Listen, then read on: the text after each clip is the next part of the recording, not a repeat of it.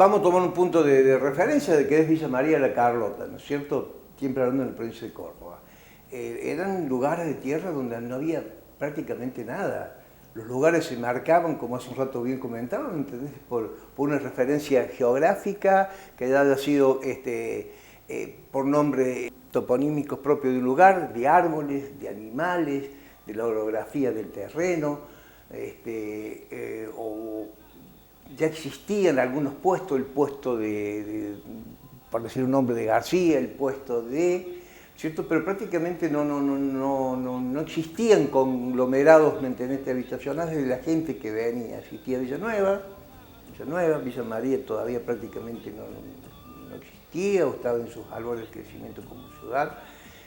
Había también lagunas, como la Laguna Oscura, la Laguna Negra, cerca de ahí.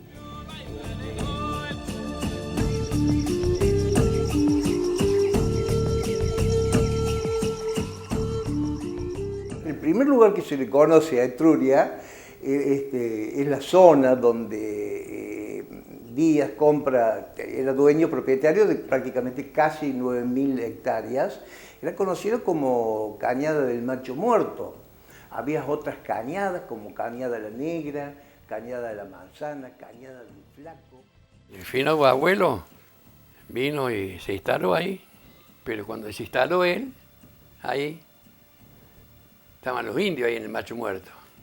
Allá había una aguada que le habían hecho los indios por los caballos. Una cosa así, hasta llegar al agua. Y ahí cuando estaba el agua, ahí iban los animales, tomaban y salían. Y el fino abuelo tenía un Mauser, una bala así tenía. Porque los indios se venían en bandada, ¿viste? Y de allá le fajaba cuando venían, le fajaban, ¡pum! Y pegaban la vuelta los indios. Y los indios lo único que tenían, ¿sabes qué? Eran los machetes y las boleadoras.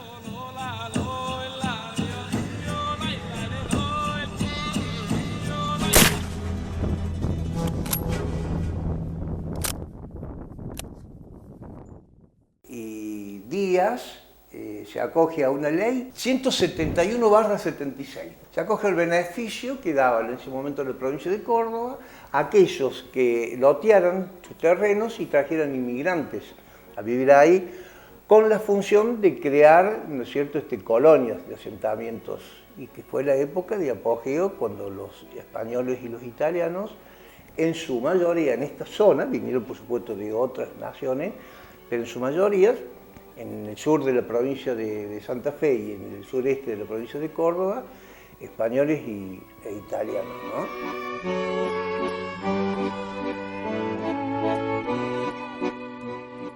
Una de las porciones de terreno que compra es adquirida por un señor Soria, Bernabé Soria.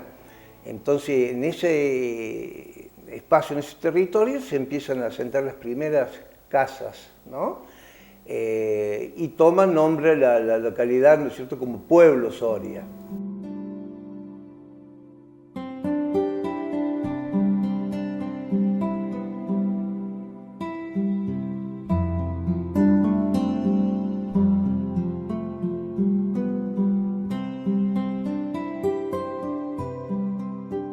Toda esta zona eran zonas de estancieros dispersos y estaban unidos por estos caminos de carreta.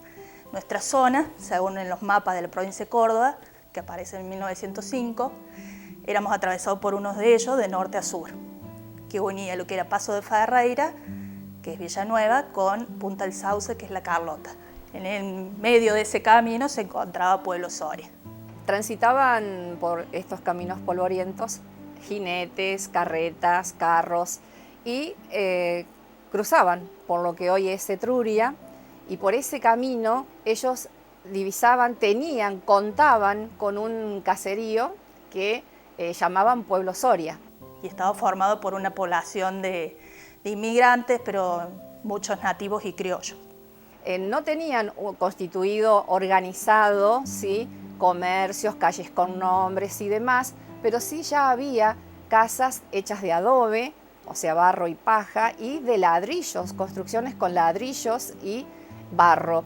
Las dependencias que teníamos era el de estafeta, que era una fonda donde estaba la estafeta postal, donde servía de lugar para descanso, para comer al viajero, tenían el taller de carretas, tenían almacén de ramos generales, policía, todo por este camino de carreta.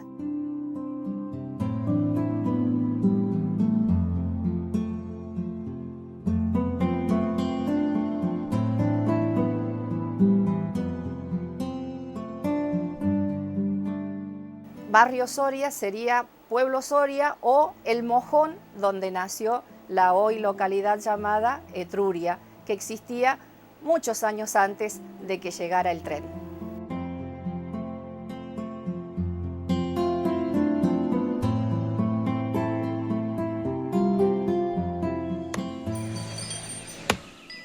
Esta compañía fue fundada por el ingeniero Giovanni Peleschi, quien en septiembre de 1886 obtiene la autorización para la construcción de un ramal ferroviario desde Villa María a Rufino.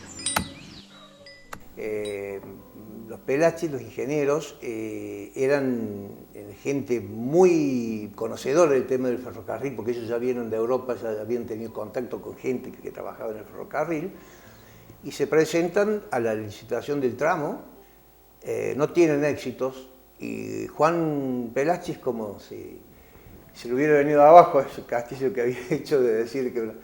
Pero el hermano Pedro es el que lo anima, es el que le dice, no, hay que ir a Londres y pelear el contrato, ¿no es cierto? Pero, animado por el hermano, van a Londres y obtienen, se vienen con el contrato en la mano, que el contrato decía que cada 100 kilómetros tenía que haber una localidad en el medio, ¿no? El clásico Etruria, ¿no? Villa María Carlota en el medio Etruria. Me pidieron relatar el paso del tren del ferrocarril. Habría mucho que contar o relatar. Se veía muy larga, había una larga balanza para pesar camiones cargados también.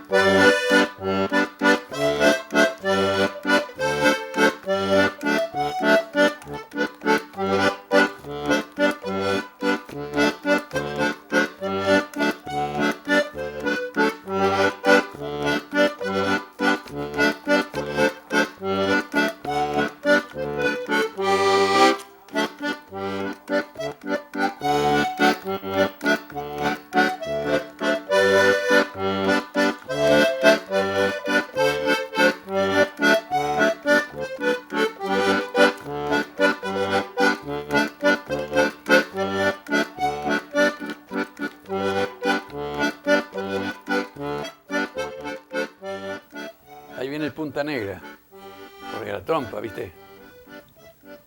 La trompa negra. Y fue un 25 de octubre de 1890, en plena primavera, cuando el ramal de Rufino a Villa María fue el único medio de transporte de pasajeros y de carga que unía el interior con las grandes ciudades.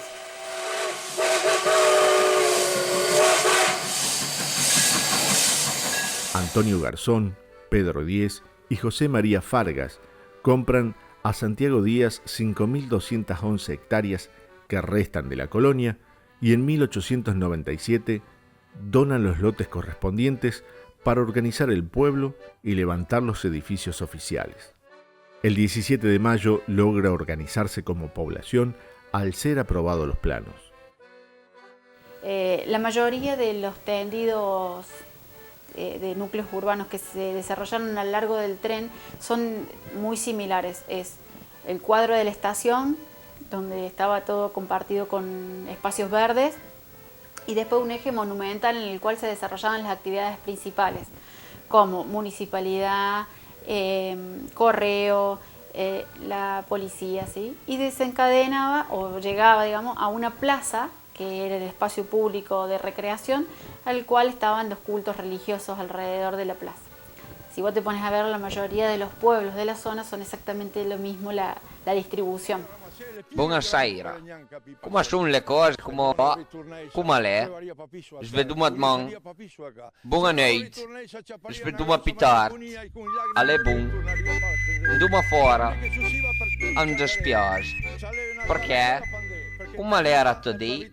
He escuchado muchas veces que vinieron a hacer la América, cosa cierta, porque nuestros abuelos, nuestros ancestros venían a laburar, venían únicamente a trabajar.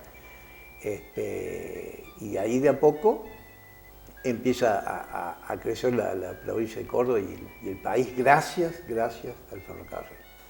Y bueno, se vinieron y llegaron el 14 de agosto de 1893, llegaron a Etruria, ahí a donde es el Nogal ahora. Fue el primer agricultor, poner que fuese, o peón de campo, que abrió el primer surco acá en Etruria. Ese fue mi abuelo.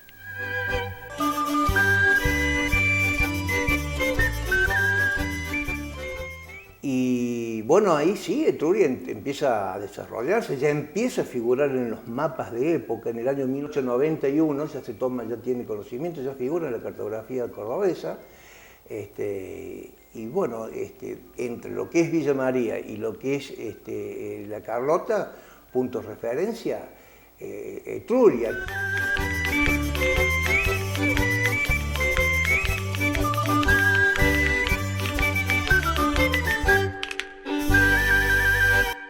Que una de las herramientas principales que tuvimos nosotros en la República para fomentar la industria, para fomentar el comercio, para acercar a la gente, para crear los pueblos fue el ferrocarril.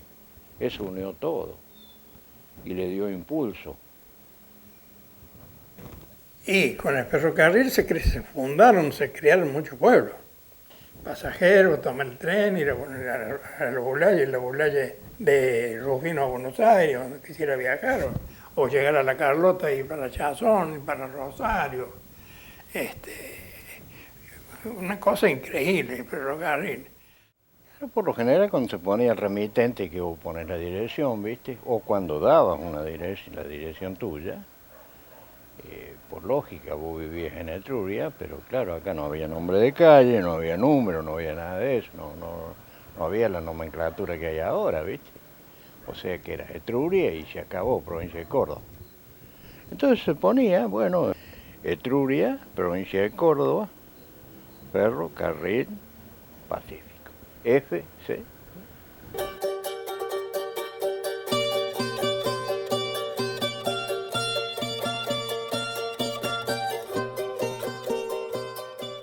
Las cosechas eran mucho más temprano que ahora, eran a mitad de noviembre, antes de Navidad. La estación era todas chatas.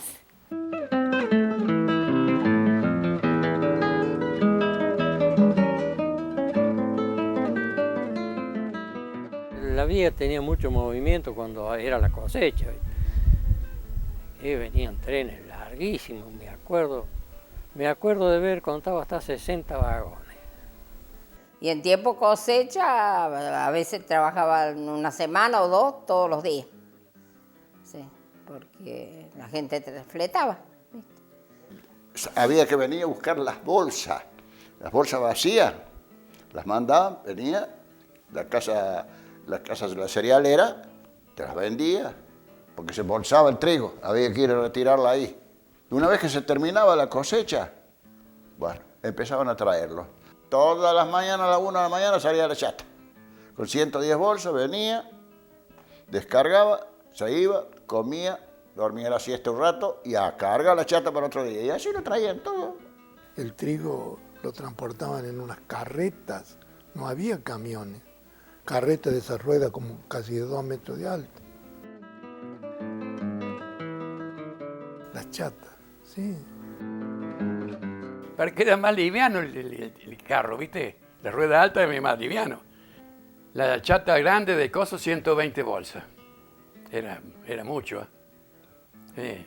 Sí. Después había una de 90 y la más chica que era la Esperanza, que si le decían la chata Esperanza, esa 60 le traban. Y se venía, y al mañana cuando se sentía en la chata, ¡Cui, cui, cui, cui, cui! ¡Qué lindo, che! ¿Vos sabés lo que era eso?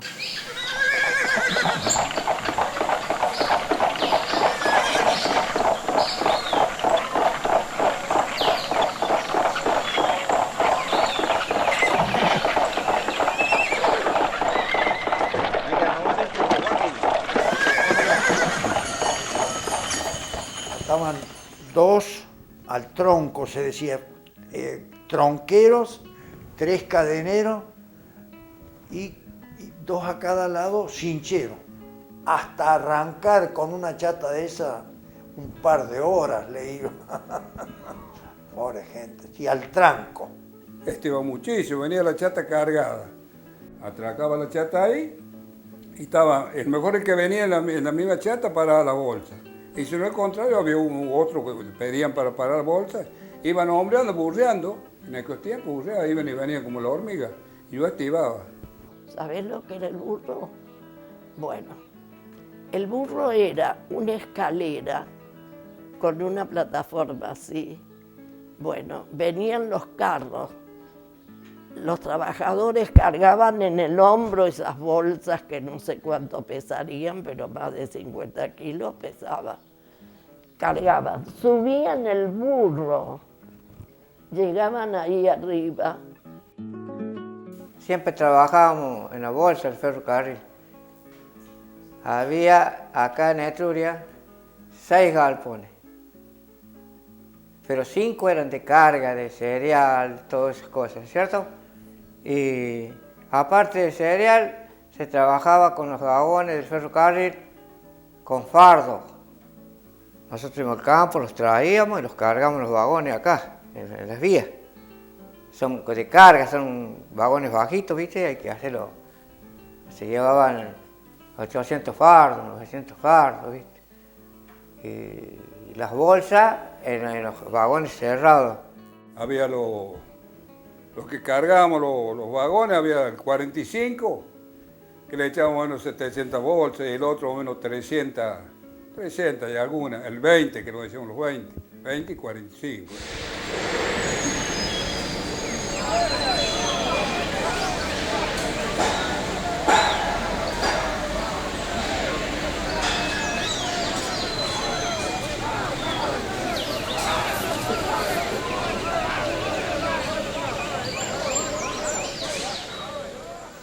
Por lo general, diariamente entraban hasta 2.000 bolsas, así, hasta que apareció este aparato, la cinta. Después ya fue en aumento, porque ya la gente no se cansaba. El burro era una cosa mata gente, así le llamaban ellos, el mata gente. Subir con una bolsa al burro era, terrible, terrible. Inhumano. Están descargando las bolsas y volteaban muchas semillas, así que no teníamos gallinas, animales y los íbamos a juntar. Después, por supuesto, los veníamos con la bolsa, mitad ya de semilla, trigo, lo que fuera. Hacían estiva afuera de los galpones, estiva porteña que le decían ellos. Cuando cargaban vagones era más fácil de subir una plancha, porque arrimaban al lado del galpón, estaba la vía, arrimaban el vagón y ponían una plancha, así. Subían corriendo con la plancha y dejaban la bolsa arriba y abajo. Qué vida, cómo trabajaba esa gente. Muchos, más o menos 10, 15.000 bolsas. Ahí en esas pilas que se hacían pilas de 10 y 22 de alto, 23, 24 también, ¿viste? Bacano. Todo eso así se hacía parejo y quedaba cuadrado. Era una cosa, solamente había 2 o 3 tipos que sabían estivar y que no se cayeran las estivas. Yo no sé cómo hacían, pero te largaban la bolsa ya acomodada, con la costura para adentro y en el lugar que tenía que estar.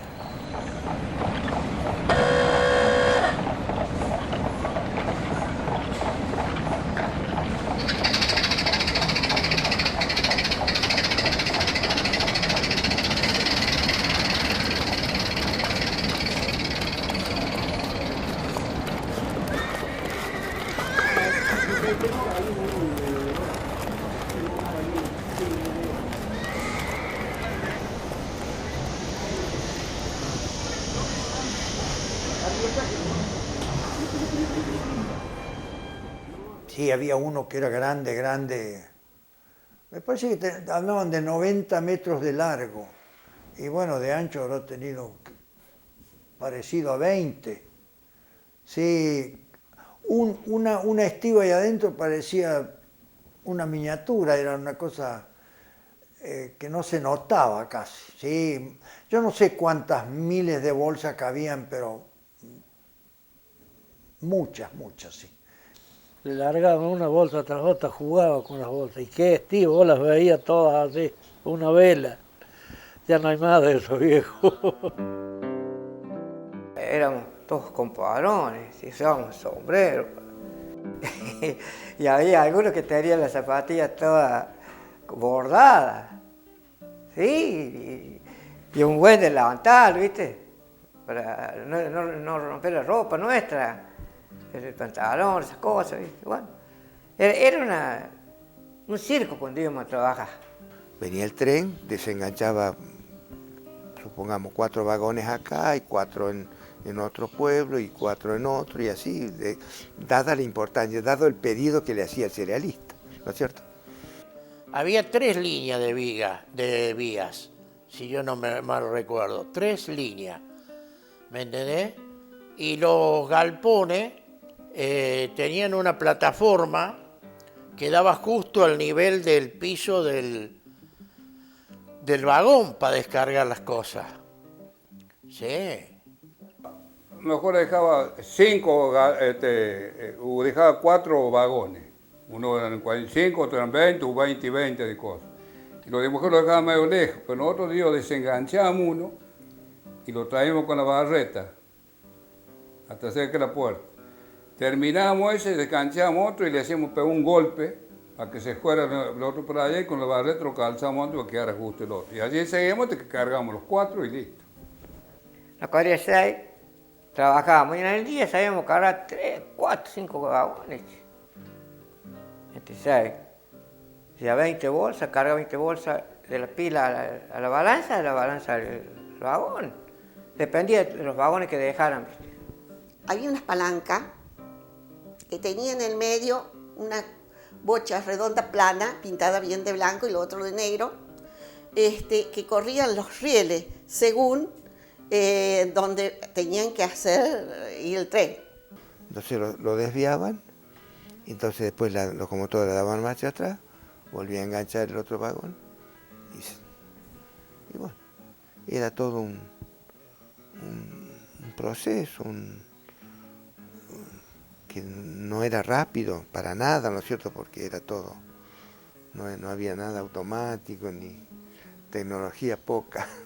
Bueno, pero estábamos en el principio del siglo XX. Esto es una cosa práctica que la hacían ellos, ¿no es cierto? De acá, de estos vagones, el número tal, es el vagón estos vagones 2, 3, 4 van a tal lado y estos a tal lado. Y por ahí también tenían que hacer traslado en otros pueblos. Y claro, porque estaba la vía que se usaban para ir al cargador de Hacienda. Después estaban las otras vías, las vías muertas, que es donde se quedan los vagones que están cargados, eso los van corriendo para dejar hacer maniobras, ¿viste? Porque tenés que ir ubicándolo en un lugar que no te molesten para hacer maniobras. A veces venían con 2 locomotoras, una adelante y una atrás, y los vagones, cantidad de vagones, no sé, yo no me acuerdo, para mí era infinito, y quedaba mucho tiempo porque se descargaba y se cargaba, a veces se hacían maniobras ahí, pero bueno, cuando se hacían maniobras se cerraba, la gente no podía pasar, pero si no vos pasabas, si el tren estaba parado ahí, vos pasabas, entonces nosotros que éramos chicos nos metíamos por abajo, entre vagón y vagón había como unas cadenas y unos topes que tenía como una redondo que chocaban los vagones entre sí y eso lo frenaba. El que se llama cuadro, lo que es ferrocarril se llama cuadro de estación, es la palabra técnica. Las vías de ferrocarril, la que pasa al lado de la estación, la principal, no es primera, es la general. Primera es una de las vías interiores, si tiene segunda, si tiene tercera, si tiene cuarta. Sí, eran de hierro, de eso me recuerdo bien. Y decíamos nosotros, claro, no te llegaba a la mente cómo podía ir un tren ahí, ¿viste? Era una cosa que nos desesperaba pensar todo eso. Claro, éramos chicos y, bueno, hace muchos años. Y vos sentías que las veas, el hinchape será, hacía ¿eh? Y bueno, lo que llamó la atención, la máquina a vapor, cómo tiraba, ¿eh? Los de carga. El tiempo de los trenes de carga, llevaban unos cuantos vagones. Después podés largar unos vapores largos, los vagones, que si te agarrabas, que te quemaba lo que era el vapor del agua, que tenía los trenes, los tenían que soltar cada tanto. Pero siempre lo hacía cuando ya pasaban las calles. Y los caballos pegaban una espantada y me tiraban a la miércoles a mí. Tiraban al diablo, así que después se arrimaba el caballo al alambre, volvía a subir por el alambre y subía a caballo y llevaba a los animales a las casas.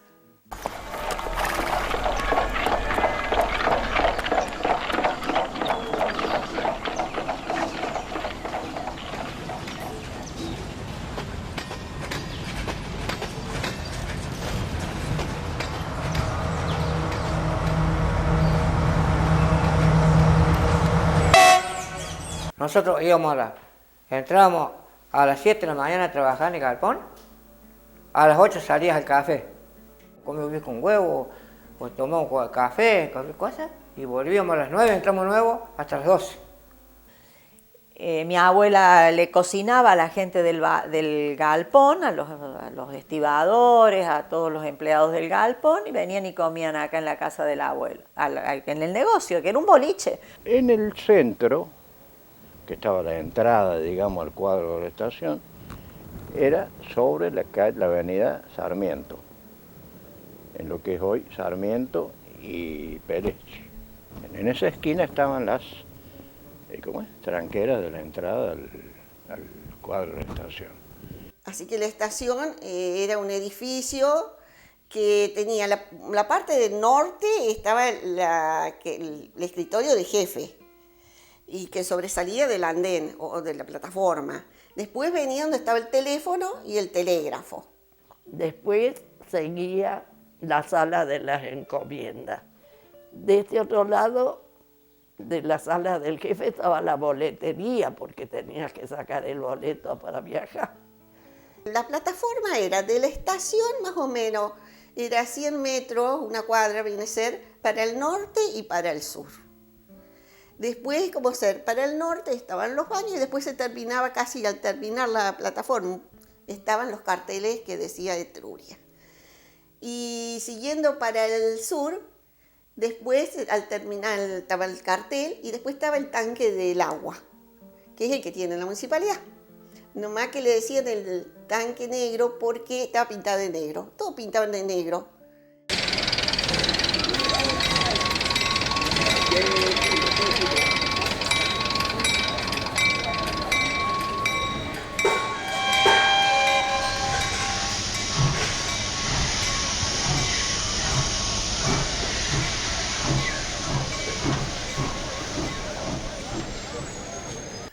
Sí. No, y antes, viste, dividía el barrio Soria, el barrio Los Negros con el barrio Los Griegos. Esa era la dicha del coso. Después, bueno, se sacó todo, se ha hecho un solo barrio. Por eso te digo que, qué sé yo, todo cambia. Si son tan gente de acá como de allá, nomás que tenían esa división de que ya, igual.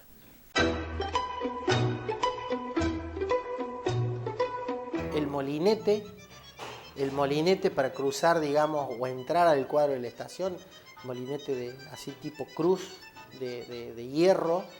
Vos hasta ahí llegabas. Ojo, no pasó por otro lado si no tenías permiso. que era de madera, era el caño de hierro, me parece que es así. Íbamos a comprar, pero nos íbamos ahí, nos escapábamos para ir y venir, ¿viste? Y hacerlo dar vuelta ese molinete. Usted venía de allá, pasaba para acá y de acá para allá. Pero tenía que el molinete darle vuelta así. Me acuerdo, había un cuadrado de tejido donde estaban los baños. ¿Vio? Y usted si quería ir al baño tenía que avisar ahí a la estación, adentro de la estación, si pasa. Y ahí había un surgente que daba agua dulce, que la gente que no tenía aljibe iba a buscar el agua dulce ahí. Toda esa cuadra desde la cancha de Sarmiento hasta prácticamente allá el cementerio estaba todo lleno de eucaliptus altos como los que tiene la cancha de Sarmiento hoy. Los árboles eran enormes, eucaliptus, pero también del lado de adentro había sauces. Y de este lado, en la Kennedy, también había hasta allá el alambre. Y ahí toda la orilla del alambre eran todos tamarindos. Los tamarindos altísimos, era y todo, pegaba bueno al otro. Que me acuerdo que sacábamos ramas para hacer la horqueta de la gomera. Ese era el uso que le damos a las plantas. Después el galpón al frente de la estación había un galpón que le decían el galpón de carga, le decían. Ahí había muchas cosas, había que se ve que traían y ponían ahí, después se cargaban. O sea, paquetes, madera, poste, todas esas cosas depositaban todo ahí. Y lo alquilaban, como ser, por un tiempo traían la mercadería, tenía alambre bien cerrado, que no se podía ir de un lado a otro. Entonces, como ser Reinero Ruibal o así, alquilaban una parte de la mercadería, que venía un vagón con mercadería, y entonces la bajaban ahí hasta que pudieran venir a retirarla.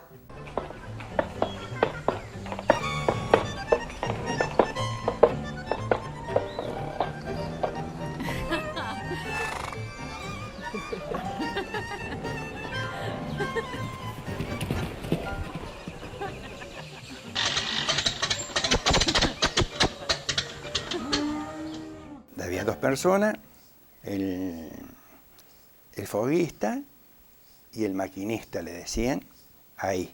Y en la última parte del tren atrás había un vagón chico con un alerito atrás, así, y ahí venía una persona que ayudaba a entregar la mercadería, es el que traía, digamos que ahora decimos guía, no sé cómo puede ser. En ese tiempo el tren era el principal medio de transporte, ¿no es cierto? Incluso en su momento fue el más rápido que había, porque pasar de la carreta o la diligencia a un tren que iba, no sé, no le pongamos mucho, ponerle 50 kilómetros por hora, era pero extraordinario. Cuando venía, aquí yo venía en una jardinera que venía el pueblo, ya pasamos y miramos a ver que no viniera el tren, porque mi papá me decía, tengan cuidado que pone el tren. Así que pasamos, y se venía el tren, y era curioso, se paraba ahí en la estación, y ya se ponía a hacer maniobras, esas cosas, y se demoraba un rato largo, porque estaba el paso a nivel ahí. Viste, si estaba el brazo caído era porque ya venía el tren. Cuando el tren ya iba cerquita la campana ahí en la estación, ya llegaba el tren, ¿sí? Y para cómo sonaba fuertísimo el tren. Y era una cosa que uno lo tenía en el alma, al ruido ese.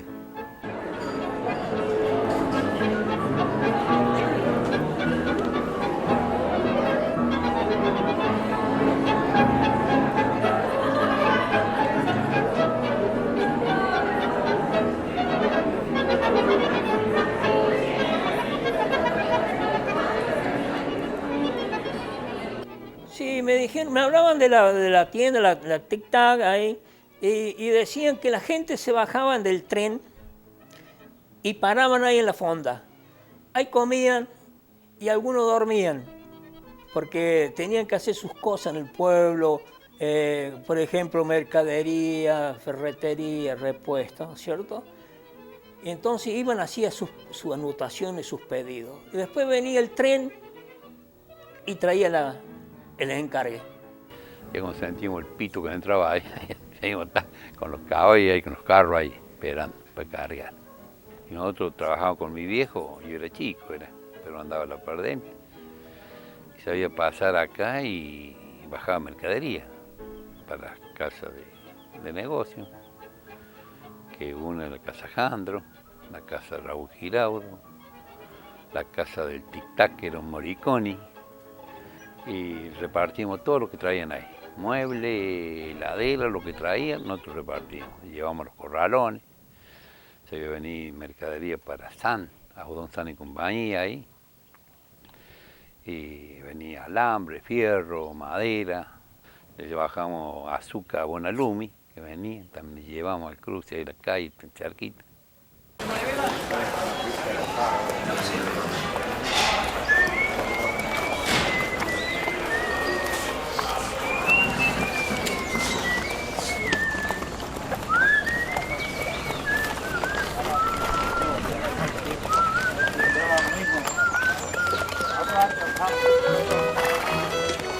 Y vamos al tren y fuimos. Y no, ahí está la alcantarilla que ya te digo, y nos metimos abajo.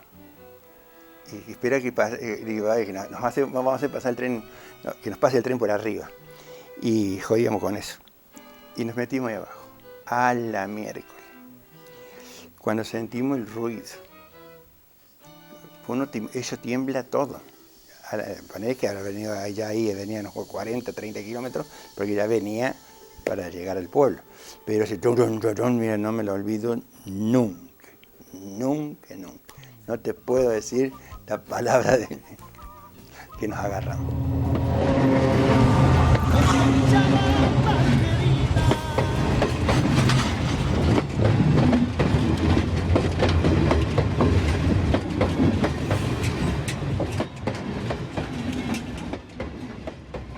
Los estancieros de la zona, había un brete y cargaban hacienda Liniers ya. De origen dinamarqués, llamado Santiago Kenny. Era estanciero y cabañero, que venía en tren desde Buenos Aires hacia la ciudad de Villa María. El jefe de esta última estación ya estaba notificado y disponía de una máquina y su respectivo coche-vagón para transportarlo sin cargo en el momento que éste lo dispusiera hasta la localidad de Etruria, que quedaba alrededor de 60 kilómetros de Villa María, en atención por el solo hecho de ser un buen cliente de la empresa ferroviaria, para lo cual todos los años aproximadamente fletaba 2.500 cabezas de ganado vacuno. La gente lo traía con caballos, arriando la hacienda. Era un griterío ese día en el pueblo. Pero antes de venir con la hacienda venía uno a decirle que guarden los chicos porque vienen las vacadas atrás, ¿viste? Y eran vacas malas como eran putas. Las embretaban allá en los corrales, después atracaban los vagones, cargan. Eso también lo sabíamos ya mirar. ¿Cómo cargaban la hacienda? Pero había unos corrales que eran una barbaridad.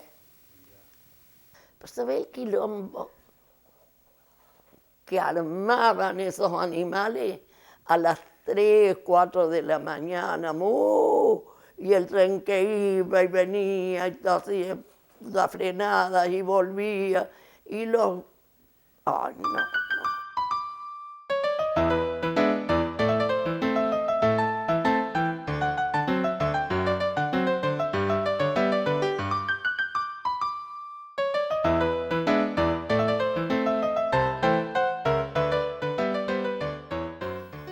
Según de donde viniera el tren, ¿viste?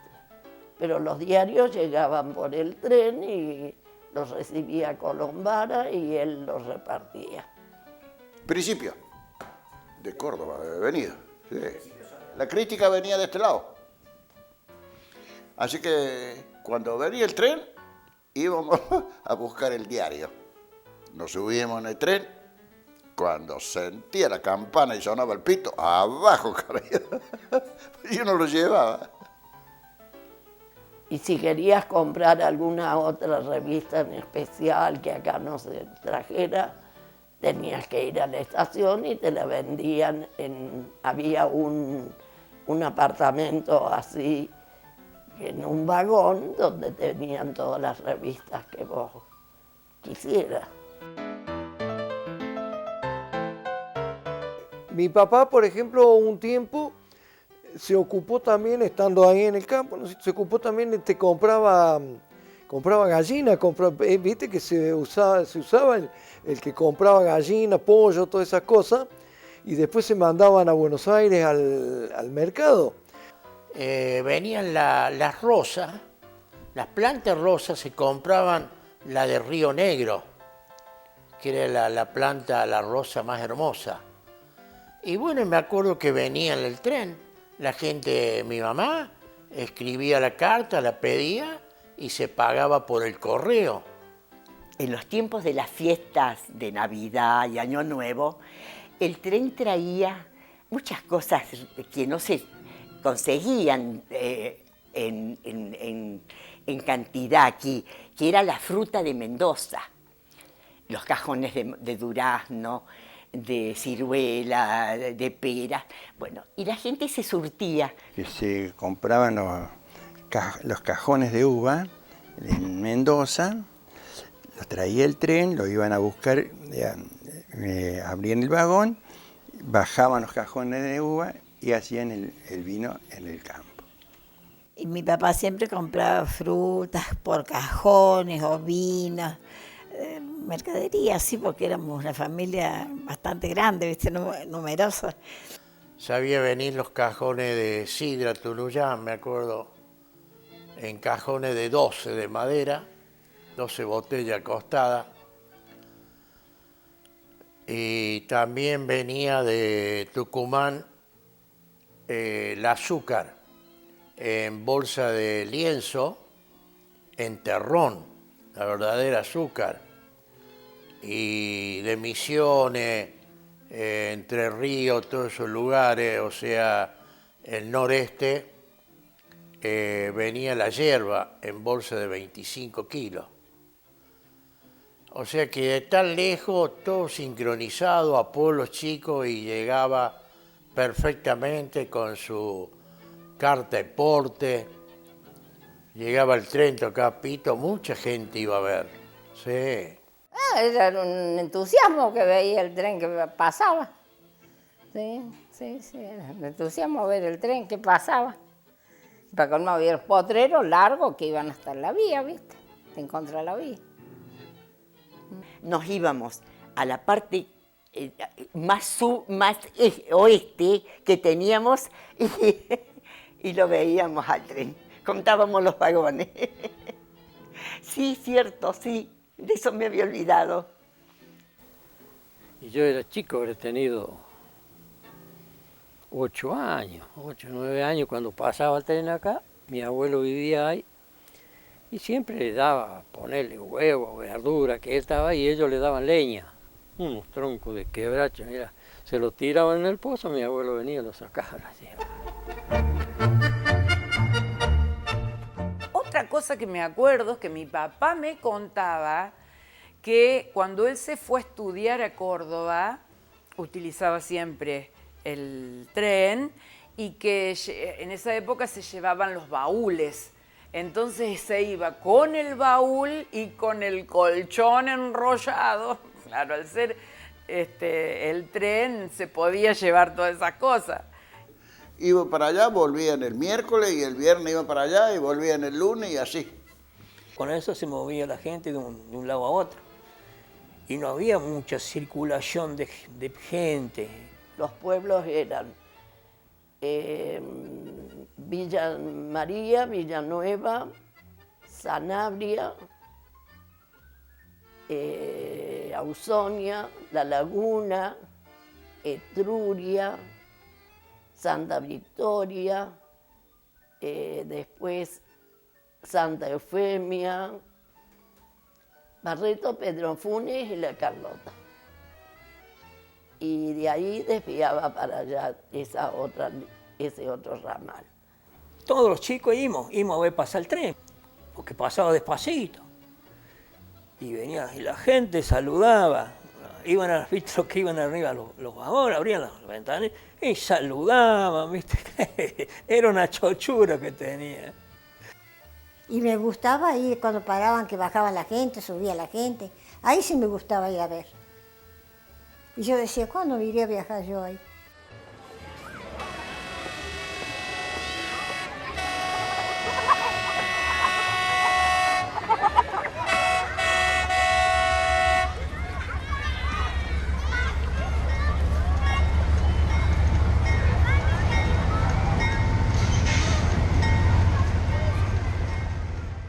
Así que nos apurábamos, a las 11 íbamos a la estación de Villa María, tomábamos el tren y después nos veníamos a la estación nuestra, y era nuestra casa, a las 12. Era algo medio chico, era de un cartón.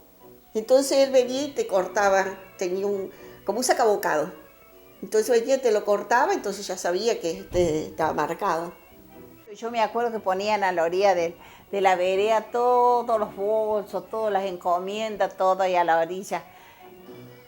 Y era costumbre de las ciertas damas de Etruria que eran de la sociedad en esa época, se vestían bien con sus mejores vestidos, capelina, y cuando sentían el pito del tren iban, paseaban en el andén de la estación, charlaban con la gente por la ventanilla. Era muy lindo, muy lindo. Y yo llegué a venir, llegué a usarlo el tren ese. Cuando tenía 12 años más o menos, mi hermana, que te digo, se había casado recién y vivía en un campo en Pedro Funes. Y en Pedro Funes ahí paraba el tren. Y una vez yo había ido allá y para venirme a mi casa acá, me cargaron en el tren y me vine y me bajé acá en Victoria. El vagón adentro era como una especie de colectivo, pero tenía los asientos enfrentados. Había un asiento así que eran de madera, medio rústico era, y donde sentaban 2 o 3 personas y de frente el otro asiento y así. Lo que tiene de lindo que te cansás de estar sentado, te levantás, te cruzás de un vagón para el otro como si nada fuera. Porque tiene las cositas, la baranda, y no podés caerte de ahí. Es que sé yo, y sentí ese chuc, chuc, chuc. Yo sabía mirar así para los lados, así, por la ventanilla, que era serenito, muy lindo, era lindo, nomás que era más lerdo, más lerdo. Los vagones de primera, que eran como de cuero, y mi abuelo sacó boletos de segunda, que los asientos eran de madera, entonces eran duros, pero la alegría de ir mirando la ventanilla era tan grande. Y otro recuerdo era de que arriba, en el techo, estaba lleno de hombres a los que les llamábamos los crotos. Y de allá del campo nosotros los veíamos porque era tardecita así el sol, ¿viste?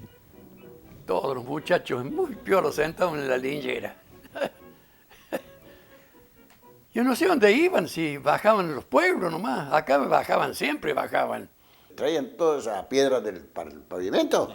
Ahí arriba estaban sentados viajaban los crotos mucho. Así que generalmente venían muchos de allá. Del lado de Labor, de Pascano, venían los crotos y bajaban acá al Chazón. Y después se ve que tomaban los otros tren para este lado. Y lógico que todos teníamos miedo porque andaba el croto por la estación, ¿no? Mientras el tren estuvo en movimiento, viste que la cuadrilla cuidaba todo bien, toda la vía, estaba todo limpio, todo perfecto. Sabía pasar la zorrita, la zorra grande y la zorrita que era la que pasaba a limpiar, a descubrir todo.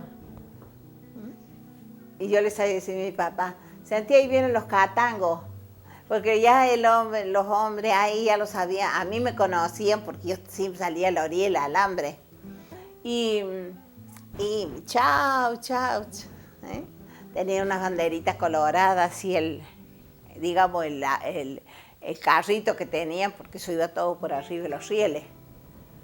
El predio de la estación, lo que nosotros llamábamos cuadro de la estación, era un poco como la proyección del patio de mi casa. Si yo no jugaba en el patio, jugaba en el cuadro de la estación. Lo que más nos gustaba era juntar, ¿qué encontrábamos? ¿Viste? ¿Qué encontrábamos? Entonces con esas piedritas negras jugábamos en las chapas de los galpones a la maestra, hacíamos esas cosas. Después marcábamos, en esa época jugábamos ¿viste? Íbamos de la tierra al cielo. Pisábamos aquí, saltábamos, íbamos y veníamos, que no me acuerdo. La rayuela. A eso jugábamos y después todo lo que sea, ¿viste? Crecían plantitas, florcitas, cositas, ¿viste? Que en mi casa no había, entonces juntábamos esas cosas. También era lugar para escondernos. Al frente de casa, más o menos a la altura donde está la casa de la familia Bella, ahí estaba la balanza. Y lógicamente el pozo de la balanza era un lugar especial para escondernos cuando jugábamos a las escondidas. Era un barrio chico donde todos éramos conocidos, todos éramos amigos. Mi casa, ahí la estación, cualquier chico de la edad nuestra se acuerda que ha ido a jugar ahí porque iban todos los amigos de ellos, amigos nuestros, de mis hermanas.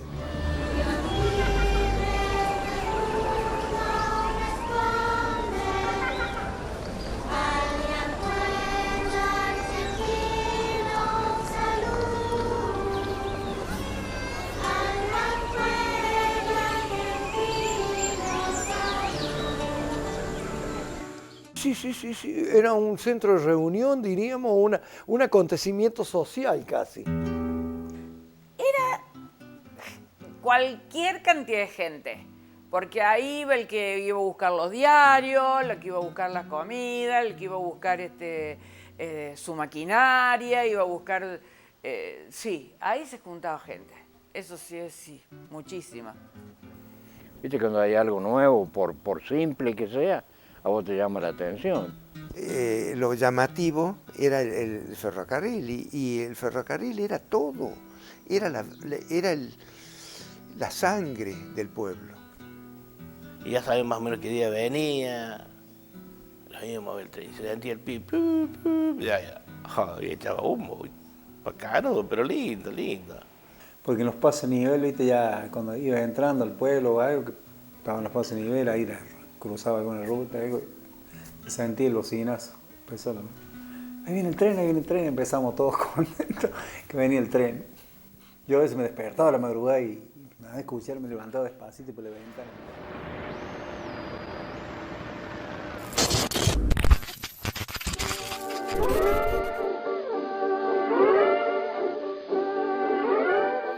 Oh llanura de la pampa húmeda, cuántas riquezas tu entraña encierra. Labrando y labrando los hombres su tierra, esperando el momento de la cosecha. Siembra de amor y esperanza. La cosecha no siempre llega. El sol desgarra sus mieses, el frío sus manos congela. Te levantas y acuestas mirando al cielo, esperando la lluvia que riegue tu suelo, o mirando la luna que avisa el tiempo de plantar la semilla que será tu desvelo. El abuelo surcaba tirado por bueyes arados que después reemplazaron corceles. También el progreso acá ha llegado, ahora es distinto, el recuerdo nos duele. Vinieron los gringos dejando sus quienes allá por la Europa, lejana y sufrida. Con muchos desvelos fundaron los pueblos en cada estación que paraban los trenes. Etruria, Ausonia, Chazón, Santa Eufemia. En la Pampa Gringa despuntan sus nombres. Eran los recuerdos que traían amores, igual que en su patria, los fundadores.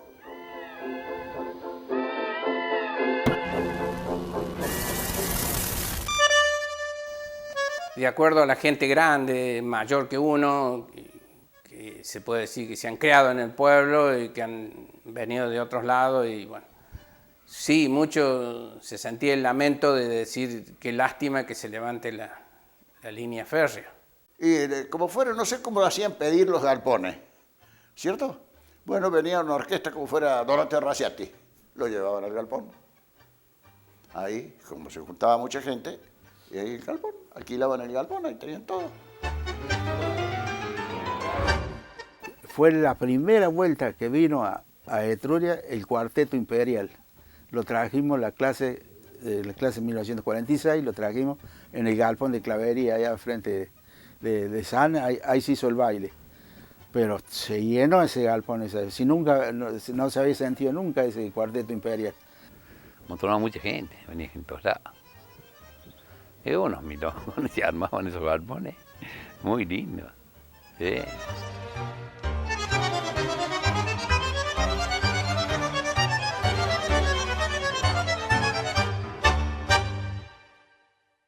En los años 1962-1963, este ramal es el primero dentro de la provincia de Córdoba en ser desactivado del sistema ferroviario.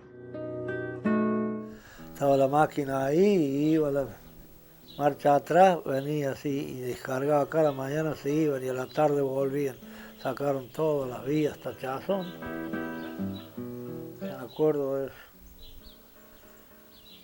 Uno hizo y el otro deshizo. El tren era una decadencia, no hay nada que hacerle. Pero bueno, y de ahí todavía duró, es lo que te digo, los galpones duraron, todavía habían quedado la estación, los rieles, después un buen día vinieron y empezaron a levantar todo. Arrancamos al sur de Santa Eufemia, ahí cerquita nomás, al sur de Santa Eufemia. Llegamos a Villa María, terminamos ahí donde viene el cruce de Rosario a Villa María. Hasta ahí se levantó la línea del ferrocarril. Claro, porque después que levantaron las vías quedó como descampado y que hicieron el campo, la canchita donde jugaban las bochas, la gente grande. Paraban los circos. Todo. Claro, paraban los circos, los parques, todo, porque eso quedó todo descampado. Mirá, era un plato. Y otro el viaje ahí. Íbamos a las 2 de la tarde y eran las 6 de la tarde, todavía no habíamos jugado un partido.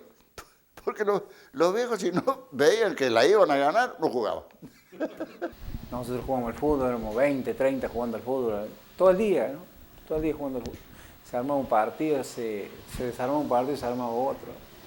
Como tenemos más recuerdos que futuro, entonces los años nos llevan a mirar un poco hacia atrás y a traer al presente todo eso que fue muy lindo y que formó parte de la infancia, de una época, podríamos decir, nuestra época dorada, ¿no? Más allá de las idas y venidas que ha tenido nuestro país, nosotros vivíamos en un paraíso. Sería lindo poder volver a eso, aunque fuese para que todo el mundo supiera lo que es el tren, ¿no? Porque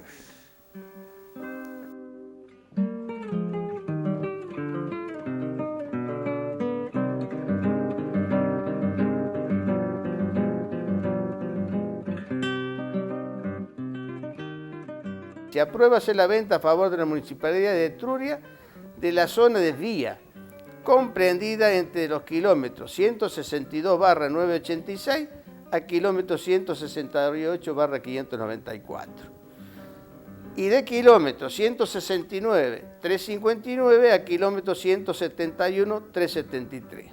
Y el cuadro de la estación era del kilómetro 168 594 al kilómetro 169.359 con una superficie de 74.700 metros cuadrados, es decir, 7 hectáreas 700. Ubicado en el ramal entre La Carlota a Villa María, ¿no es cierto? Así que había una cierta certeza de que se iban a conseguir las viviendas, efectivamente se consiguieron. Estas 48, y después esta trajo aquel otro barrio allá y aquel otro trajo... Bueno, se pobló todo.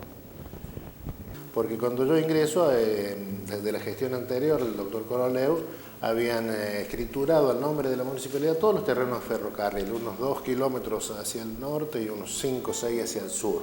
Y después se inauguró la plazoleta Centenario, que es donde está el tanque de agua, que es la reliquia que quedó como recuerdo de la llegada del tren.